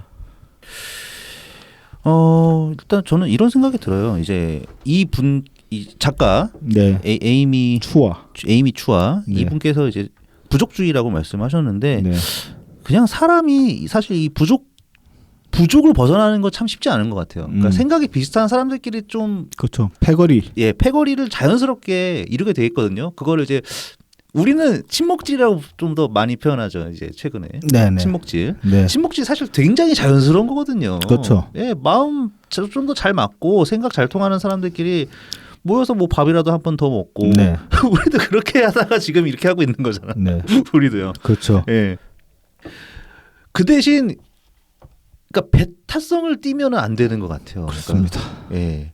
그래서 이제 기자도 지금 이런 상황에 대해서 그래서 어떻게 해야 될지 자기도 답이 안 나온다. 근데 다만 이제 이 에이미 추아는 그 책에서 어떻게 이제 그 해결책을 제시했냐면 원론적인 얘기예요. 에이미 추아가 제시한 것도 보면은 중요한 것은 개인과 개인이 대면에 상호작용을 하는 것이다. 오늘날 분열이 심각하다는 바로 그 이유 때문에 이는 매우 어려운 일이다. 하지만 가치 있는 일 중에 어렵지 않은 일은 없다라고 이렇게 결론을 내렸습니다. 뭐 사실 이게 맞는 말이고 네. 그래서 보면은 아까 이제 그 인터뷰 분이 시대 정신이라고 말씀을 하셨는데 네. 정말 지금의 시대 정신이 뭐냐? 지금 정말 절실히 요구되는 게 뭐냐? 그리고 이제 어떻게 보면 시대를 앞서간 통찰이기도 한 게 뭐냐? 그게 바로 태도가 본질이라는 얘기입니다. 네. 그리고 이제 이 태도가 본질 뭐 지금 부족 얘기를 하니까 어떤 인류 그 진화 생물학적인 인류 그 발전사를 돌아보면은 인류가 이제 부족 사회에서 지금 도시를 이루고 도시가 국가까지 돼가지고 지금의 이제 사회 시스템이 형성이 된 건데 그렇게까지 발전하게 된 근간은 다정한 것이 살아남는다는 생존 방식이 되는 거예요. 뭐 이제 기자는 그래서 이제 뭐 참 막막하다. 다만 이제 사람들하고 소통해야 된다. 그렇게 이제 얘기를 하고 있지만은 그래서 소통 방식, 그 소통을 어떻게 할 것인가 그건 답이 없어요. 근데 다만 어떤 태도를 가져야 될 것인가는 답이 있는 거예요. 태도가 거의 본질이고 그 어떤 태도가 본질이냐면 다정해야 된다는 겁니다. 네. 다정해야 된다는 거는 서로에게 솔직해야 되는 것이고 그다음에 뭐 최대한 편견을 내려놓고 적대감을 내려놔야 된다는 거죠. 이거는 이제 뭐 당장에 내가 그렇게 한다고 해서 상대방이 꼭 그렇게 한다는 보장은 없지만은 그래도 내가 덜 공격적이면은 상대방도 톤다운 하게 돼 있습니다. 뭐 며칠 전이니까 저희 그 유튜브 방송에 오랜만에 반가운 악플이 달렸던데. 아, 예. 저도 이제 뭐 그 트위터에 사실로 쌍욕 받고 그럴 수도 있지만은 뭐 굳이 그러고 싶지도 않았고 그냥 그래서 이제 제 나름대로 그냥 차분하게 이제 리플을 한 서너 개 주고 받았는데 그 처음에는 되게 이렇게 막 세게 비아냥거리시다가 제가 그냥 별로 이제 그 비아냥거리는 게 반응 없이 그냥 제 페이스대로 쭉 쓰니까 이분도 톤다운이 되시더라고. 글을 한 두세 번 섞고 나니까 그러다가 이제 끝에도 보니까 근데 끝까지 억지를 쓰시기 때문에 뭐 굳이 이제 그렇게 해서 나를 이기려고 해도 이길 수도 없고 나도 당신한테 그렇게까지 설명하고 싶은 생각이 없다. 그렇게 이제 결론을 내리니까 그들은 답글이 안 달리더라고요. 근데 그것도 어떻게 보면은 최소한 서로의 입장차를 확인하는 수준에서 끝을 맺을 수 있었기 때문에 저는 그것도 일종의 소통이라고 보고 그다음에 그런 식으로 입장차를 확인하는 것만 해도 충분히 그 역할을 했다고 보거든요. 그러니까 애초에 근데 제가 만약에 처음부터 똑같이 쌍욕 뽑고 시작했으면 그렇게 갈 수가 없었겠죠. 쓰레기같이 말꼬리 잡는 KB만 계속 됐겠지. 맞다. 그렇게 되죠. 예. 그건 정말 아무것도 남는 게 없거든요. 그냥 에너지만 낭비하고 피곤하기만 하지. 그 옛날 그 DC에서 말하는 이기는 병신이 그렇죠. 이기는 병신이 되거나 네. 지는 병신이 되거나. 네. 저도 DC에서 숱하게 키비하고 한때는 게시판 하나 짝 먹었던 사람입니다. DC 락겔 막 3대장 그러고 그랬던 시절이 있었지. 리치 시절이었군요. 닉네임 밝히지 않겠어. 네. 그래서 아무튼 그건 뭐 막막하긴 한데 최소한 우리가 새길 만한 원론은 있고 그러니까 물론 그렇다고 해서 뭐 전에도 말씀드렸다시피 저는 이재명 지지자까지는 포용 못 하겠어요. 그거는 이제 한계가 있고 다만 그래도 그 사람들도 뭐 최소한 1대1로 이렇게 그런 식으로 게시판에서 맞추게 됐을 때 굳이 쌍욕받고 꼭 그럴 게 아니라 뭐 사람 따라 그냥 야 그러지 마라 너 그래봤자 나한테 못 이기고 나도 너한테 이길 생각 없다 그냥 너랑 나랑 완전히 다르다. 그러니까 서로 굳이 부딪히지 말고 그냥 니는 네 입장 가지고 가라, 나는 내 입장 가지고 가겠다. 갈 길이 다르니까 굳이 섞이지 말자. 그렇게까지라도 이야기할 수 있으면 그것도 괜찮은 거라고 저는 생각합니다. 네네네 그렇습니다. 하여튼 뭐랄까 조금이라도 여유 내지는 여지를 남겨두는 것만이 방법일 것 같아요. 네. 그러니까 굳이 이게 지지가 않잖아 일단. 네, 그렇죠. 네. 설득도 안 되고. 네. 우리도 설득 잘 안 당해지고. 그렇죠. 예. 우리는 설득 못 당하지. 더더욱 못 당하지. 물론 저쪽에서 내세우는 근거 가지고 정말 택도 없죠. 네. 우리가 훨씬 밀도 높은 근거들을 가지고 있음에도 저쪽은 그냥 우기기로 버티고 있는 거고, 우리는 지금 우기기라고 하기에는 너무 많은 근거들을 우리가 스스로 쌓아놨기 때문에 자신할 수 있어요. 우리가 자체가 고민 자체를 더 많이 했어. 네. 고민을 그 깊이가 다르죠, 사실. 우리는 기본소득 할 수도 있지 않을까라고 이렇게 자신을 속여가면서까지도 고민을 해봤어. 나 한때는 기본소득 솔깃 했던 사람이라니까. 맞다. 전에 또 방송에서 말씀드렸는데 제가 맞아. 기본소득을 깔 수 있게 된 거는 제가 기본소득에 대해서 나름 연습장에 글 써가며 공부를 해봤기 때문에 그런 거예요. 그렇습니다. 네. 자, 이제 끝으로 평산마을 소식 한 가지 전달하고 끝내겠습니다. 이제 1월 29일 날 대통령님이 트윗을 올리셨죠. 네. 말하는 눈은 이 시대의 손꼽히는 다큐멘터리 사진작가 노순택이 책으로 펴낸 첫 사진론입니다. 한 장의 사진이 말해주는 직관적이고 강력한 메시지에 전율을 느낄 때가 있습니다. 순간을 포착해낸 치열한 작가 정신에 매료됩니다. 작은 출판사의 첫 출판과 그에 담겨있을 포부에 응원을 보냅니다.